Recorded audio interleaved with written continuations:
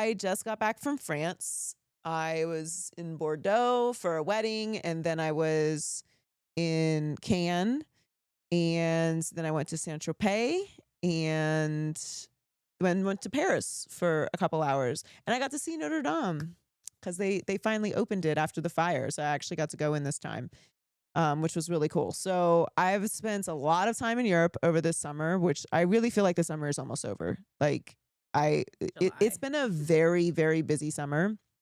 It's July, and July is already completely scheduled out. So I feel like it's going way too fast. As a summer person, summer is my favorite season. Everything is going very fast, but it's been very fun. And I was in France during a historic heat wave. So I really did not want to complain about it at all because I was in France, but people were, yeah, is a very serious situation. It was so unbelievably hot. I am so grateful for air conditioning. Is it humid or dry? It's humid, and it's a deadly heat wave. Like people are dying. Oh. It's so hot. It's the hottest place on earth. It's literally, it is insane. Just this year, or it's always that way? No. They're having a heat wave across Europe, but particularly wow. France.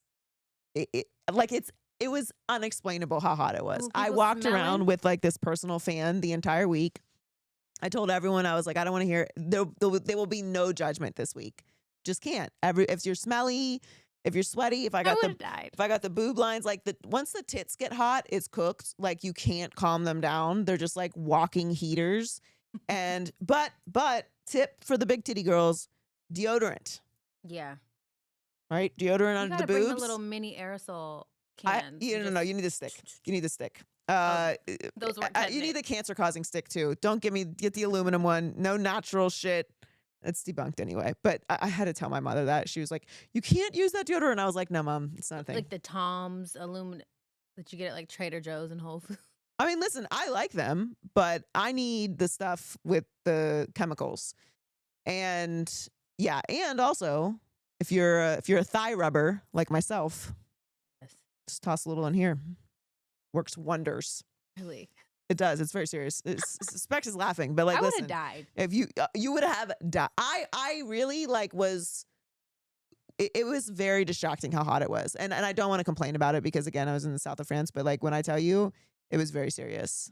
It was a The very heat serious heat in wave. my upper lip are It was not everywhere. friends. It was the heat was behind your ears. No. It was so crazy, but it was a great time, and yeah, Europe could use some AC. There are some things about America that even though I'm beefing with her right now, we just get right. Airports, superior. Even LAX, which is a actual shithole, Really? superior airports. The water situation. You know how when you sit down at an American restaurant and they just immediately bring you water? Yeah. They don't there? Mm-mm. Why? They hate water. What do they drink? Everything but water, wine. But no, the water situation across Europe is so frustrating to me as a constant water drinker. And AC. They don't have AC? A lot of places don't have AC. Oh, see. I would have no upper lip. Gone. You like the AC situation's crazy. So yeah, so that was the I don't want to say struggles. Those are not struggles, but those are my recaps of what I would change about Europe. Yeah. Got to get up on the water. But yeah, so had a good trip. Let's talk about what's going on. Well, just a little more on Cannes. I saw on Threads people were talking about they're experiencing imposter syndrome as they're leaving. So I myself have never been, but I also think there's a lot of people who have not. So is it just that there's too much going on and you can't make everything? Because they're saying like if they left early, that meant they weren't networking enough. They convinced themselves eating dinner alone. They weren't connecting. Les Alfred even said she experienced similar feelings. So like, what is it? Like, is it just too much? Like it's so saturated with events or what? So Cannes Lions is a marketing festival, and they give out awards for a variety of different things related to marketing. So it's couple of days where all the CMOs, all the chief revenue officers, all the presidents, like a lot of the decision makers for big brands are all in Cannes. There are panels, there are events, there are dinners, there are parties, there are, conferences, like mini conferences. And a lot of people go to connect with these big brands. And then so if you're a creator, which because the creator market has become such a big part of marketing, creators are there now more than ever. And there were a ton of creators there this year. I think in a lot of ways, people are confused about what Cannes actually is. Mhm. And if it's your first time, I know a lot of first time people felt very overwhelmed, which it is. It's very overwhelming. There's nonstop events every hour of the day. You're getting invites to a bunch of different things. You don't necessarily might not know what's important to go to. It's not the easiest place to get around. This year, it was also extremely hot. So whereas in other years, you could just walk from event to event, it was actually unsafe in some ways to walk across town because it was so hot. Like you literally had to stay hydrated and stay cool. So I know it can be overwhelming for people, but I think the secret is, well, not the secret, but like the point is that you have to have a plan. You have to really sit with what events are actually going to serve me for what I do in business. It's not a place to go party, although there are parties. It's not a place to just go be seen, although it is a scene. It's really a place to connect, and you're getting the opportunity to have FaceTime and organic interactions with people that are there not only to connect with you, but to connect with other executives and corporate types, but who want to hear about what's next, who want to get ideas for how to properly market whatever business they're in or how to connect with other creators and so on and so forth. So you really have to have a plan. You need to follow up with the people that you meet there.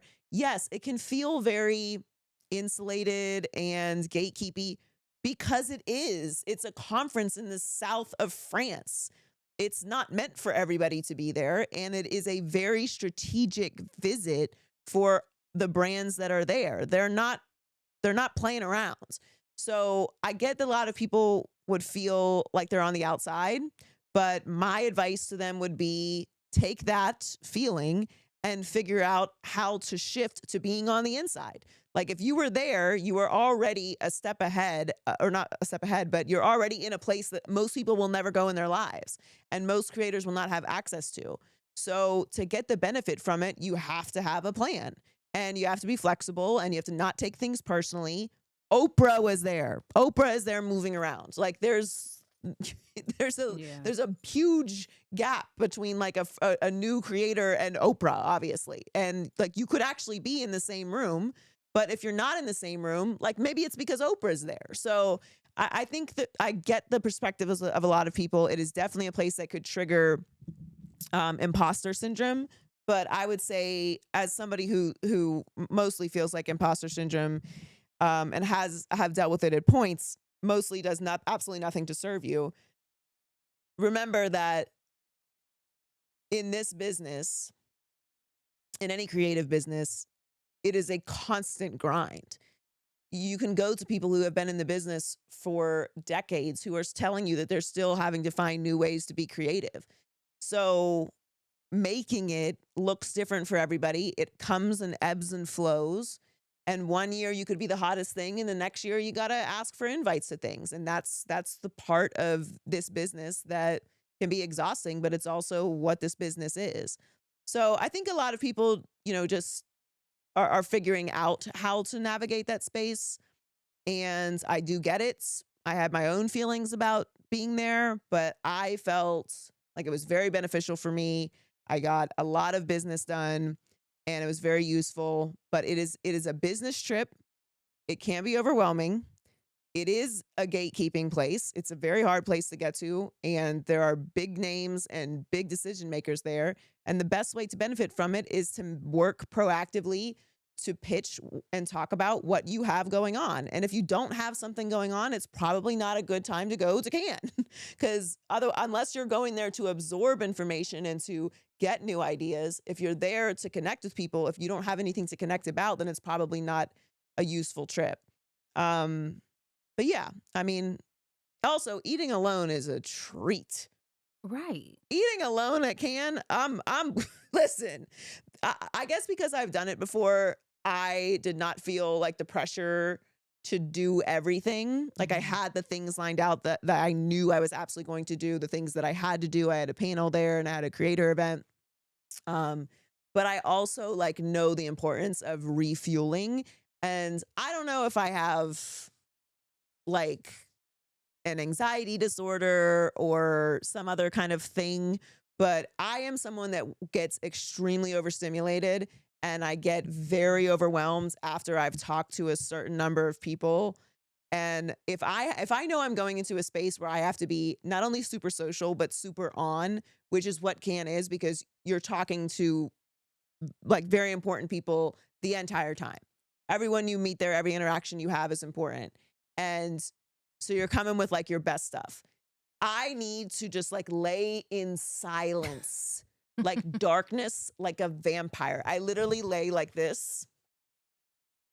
It like take a shower because I've been sweating all day. Lay like this in silence and with the AC blasting and like not talk for a few hours.